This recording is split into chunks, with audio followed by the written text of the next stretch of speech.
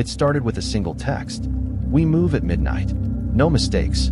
At 11:59 p.m. on a Friday night in the heart of Charlotte, North Carolina, 24 hours before the heist would stun the nation, that message was sent from a burner phone. Untraceable, cold, deliberate. No one knew that the largest and most calculated bank robbery in modern American history was already underway. But by the time the vault opened and the alarm stayed silent, it would already be too late. Welcome to Crimes Court, the channel where justice meets mystery and the darkest truths come to light. If you're obsessed with unraveling real-life crime stories, twisted plots, betrayals, hidden motives, then this is where you belong. Subscribe now and stay till the end, because today's story isn't just shocking.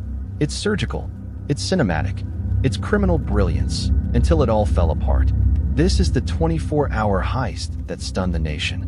Charlotte, North Carolina, a booming banking city known for its southern charm, corporate skyscrapers, and pristine security.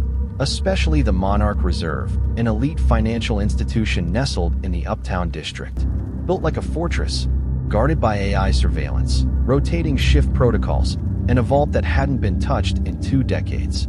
And yet, someone got in. Someone walked away with $72 million in gold, bearer bonds, and cash. No signs of forced entry. No sounds. No alarms. The story begins with one man, Aaron Bennett, 35, assistant manager at Monarch Reserve, Navy veteran, calm, calculated, trusted by everyone from the janitor to the CEO. To the outside world, Aaron was the guy who stayed late to balance the ledgers, who showed up early to run system checks. But in truth, Aaron hadn't slept peacefully in years. Because behind his stable life was a second world, one riddled with debt, secrets, and a woman named Laura Vega. Laura wasn't just anyone. She was a ghost in the system. A name that didn't show up on social security databases. A face that had been surgically altered. And a mind that had once belonged to a covert cartel operation in Central America. When she walked into Aaron's life 6 months before the heist, she came with promises.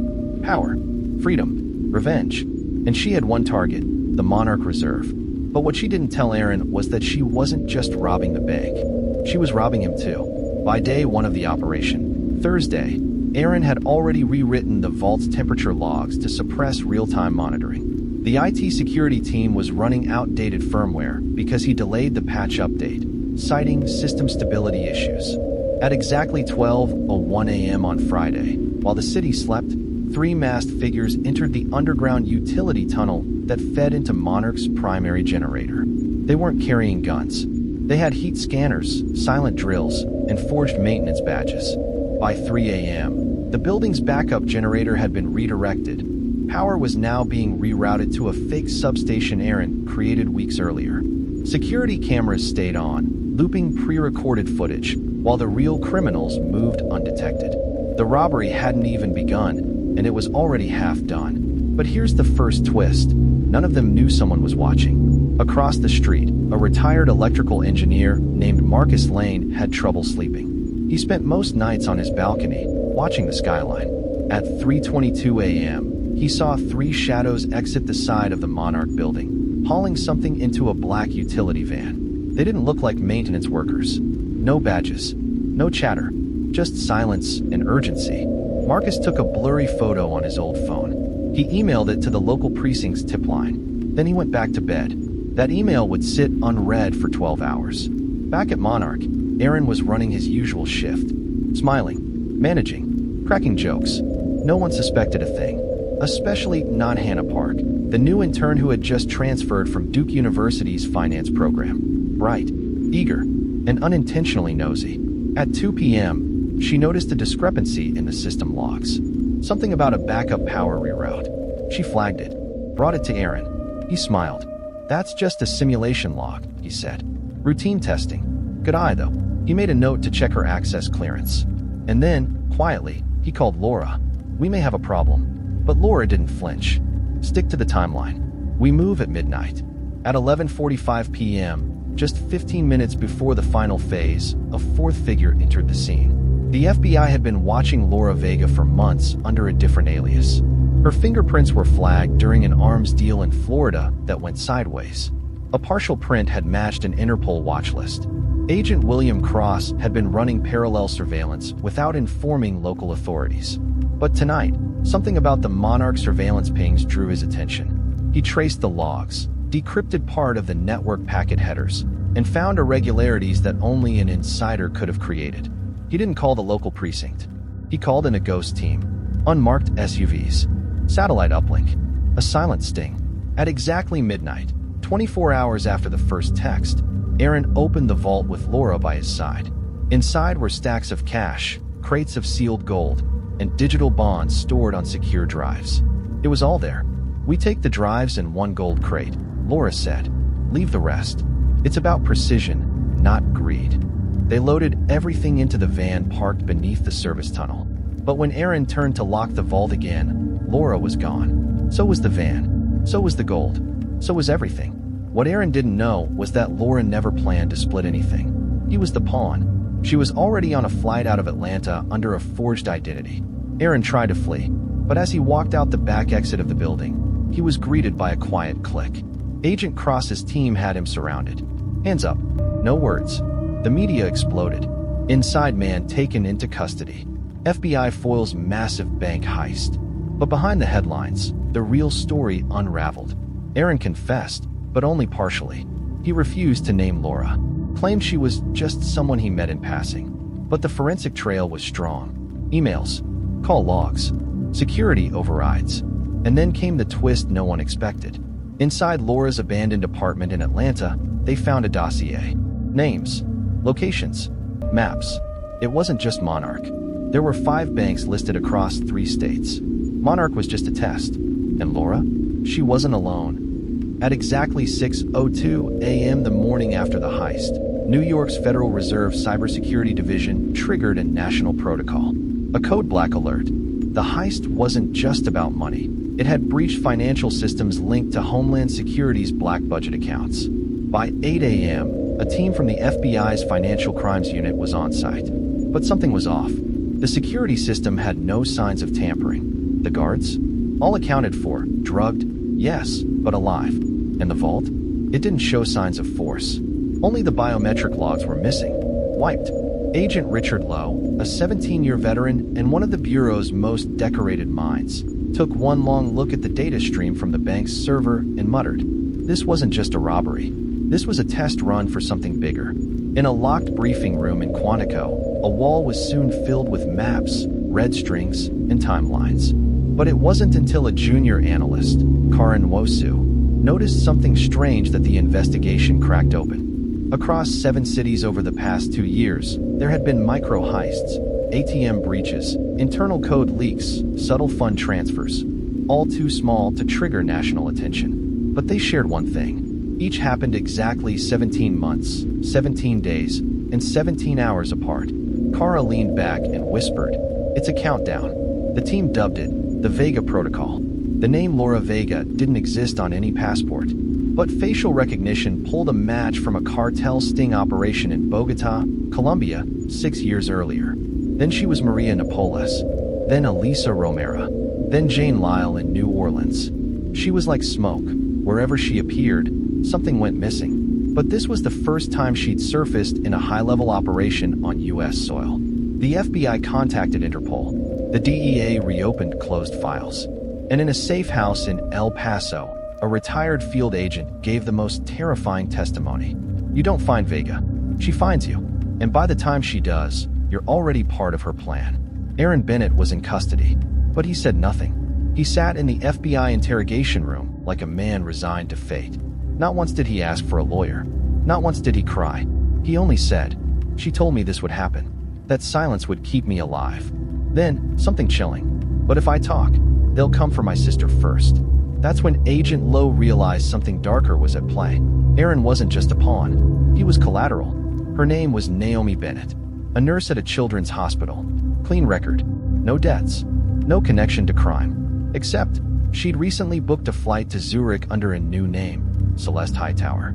And that flight, paid for in cryptocurrency mined from a dormant wallet connected to a server in Kiev, one linked to 3 unsolved cybercrimes in Europe. When agents tracked her down, Naomi didn't run. She smiled, offered them coffee, and said, "Tell Richard Lowe the clock is ticking." You only have 72 hours. Who was funding the heist? All trails led to one ghost, a man known only as Silas. Former intelligence, current enigma, said to run a private syndicate of ex-military and ex-cartel strategists who specialized in system disruption, economic, political, digital. Silas was Laura's handler. And now, through leaked documents from a burned informant in Panama, the FBI had their first lead, a planned operation in Denver tied to an underground data exchange posing as a tech summit. If the Denver breach succeeded, every major financial system in North America could be rerouted through offshore ledgers, erasing the history of the $800 billion black market. This was no longer about money. This was warfare. Undercover agents infiltrated the summit. One of them, Agent Valeria Cruz, went dark 13 hours in. By the time backup arrived, the entire building had been evacuated. Inside they found nothing, except a playing card taped to a computer screen, Queen of Spades, and scrawled in lipstick on the monitor. "You're playing checkers. We're playing time." Back in DC, Karen Wosu noticed something disturbing. Each time the team made progress, someone leaked a trace. A door opened, a server crashed, an encrypted drive got lost. They had a mole, and all signs pointed to someone close. Very close. Her name, analyst Denise Trower. Her father was in debt to a Panamanian shell company, the same shell company Silas had funded through a Nigerian telecom firm 3 years ago. When she was confronted, Denise cried. "They said if I didn't help, they'd send a USB drive to my husband's firm with every offshore account he's ever touched." She had no choice. But when asked if she knew where Laura Vega was, Denise broke. "No, but I know who built the code, and he's still alive. In hiding. His name is Elliot Rourke." Elliot Rourke hadn't been seen in 4 years. Last known location, a remote cabin in Canada. A small FBI team was dispatched, Low among them. They found him in a cabin filled with books, wires, and 3 layers of Faraday shielding. Rourke greeted them with only one question. Did they use Protocol 4C or 4E? He knew. He'd built the skeleton of the system Laura later turned into a weapon. "I thought it was to protect whistleblowers. They turned it into a heist engine." Lowe asked the obvious. "Can you stop it?" Elliot hesitated, then nodded. "Maybe, but I need her fingerprint." The Vega Protocol was tied to a biometric kill switch. Only Laura Vega's unique print could terminate it. They needed her alive, but she had vanished again, until a coded message appeared in an underground hacker forum. "Queen sacrifices pawn, but never the board. Meet me where it began." They deciphered it. Bogota, the site of her first kill. In Bogota, Laura was spotted entering a nondescript cafe near La Candelaria. 2 agents moved in, but she wasn't there to run. She sat calmly, dressed in all white. Lowe entered. She looked up, smiled, and said, "Tell Rourke, the board was never real." Then she lifted a phone. On the screen, a countdown, 2 minutes and 17 seconds. Before anyone could stop her, she placed her finger on the scanner. A blip, then silence. Every FBI server in the Vega Protocol task force shut down. Across the US, digital logs erased, then rebooted. Clean, sanitized, history gone. Laura Vega vanished again. Elliot Rourke disappeared the same night. Aaron Bennett, released into witness protection. Naomi, now works at a remote clinic in Alaska. And Silas? Never found. But the financial system? Stabilized.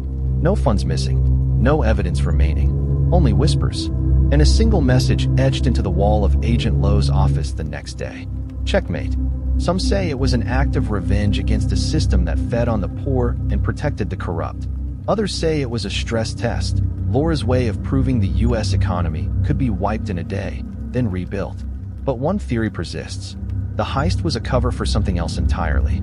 A redirection. A laundering of secrets, not money. Encrypted drives found later contained footage of black ops missions, secret prisons, and confidential assets in world governments. Someone used the heist to erase truths. A year later, a documentary crew interviewed Agent Lowe. When asked what he thought about Laura Vega, he said, "She wasn't a thief. She was a storm. The kind you don't predict. The kind that rewrites maps." And when asked if he believed she was still alive, he smiled. "Somewhere. Watching. You've just witnessed one of the most complex and twisted crimes in modern history. A crime that wasn't just about theft. but about control, manipulation, and the thin line between criminal genius and justice gone rogue. If this story shocked you, disturbed you, or made you question everything, then we've done our job. This is Crime's Court, where we don't just tell stories. We resurrect them. We expose the truth. Subscribe and share this with someone who still believes the world is black and white.